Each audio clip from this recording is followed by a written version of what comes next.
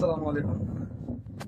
দেখতে পাচ্ছেন আমাদের ছাদ ঢালাই হয়েছে মোটামুটি 7-8 দিন হয়ে গেছে আর কি, আলহামদুলিল্লাহ। এখনো কিন্তু ওয়াটার ফুললি পন্ডের অবস্থায় আছে।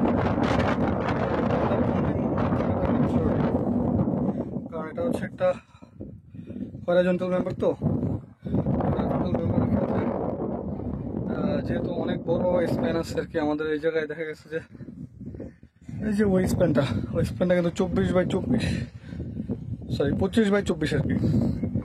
ওই পাশের ওই স্প্যানটা ওই রকমই। তো সেক্ষেত্রে ওয়াটার পন্ডিং রাখতে হবে মিনিমাম 28 দিন। হ্যাঁ, মিনিমাম 28 দিন ওয়াটার পন্ডিং থাকতে হবে। তো আলহামদুলিল্লাহ আমরা চেষ্টা করি আর কি এটাকে করার।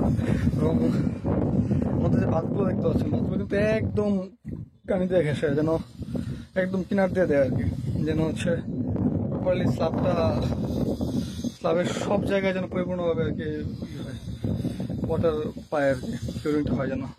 আর যে বিমগুলোতে দেওয়া নেই আর কি, এগুলোতে আমরা চট দিয়ে দিচ্ছি।